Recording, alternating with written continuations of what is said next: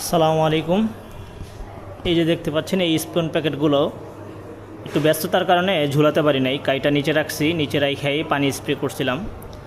তো নিচে রাখা পানি স্প্রে করলে যে সমস্যা সেটা হচ্ছে বিশেষ করে গ্রিন মোল্ড হওয়ার সম্ভাবনা থাকে বেশি। এই যে দেখেন এই প্যাকেটটা এখানেই ছিল, এই যে এখানে ছিল, এই প্যাকেটটায় গ্রিন মোল্ড আসতেছে। এই যে এখানে দেখতে পাচ্ছেন হালকা হালকা সবুজ, এই গ্রিন মোল্ডটা এই যে এই পাশেও আছে। এই গ্রিন মোল্ডটা কিন্তু অনেক ডেঞ্জারাস।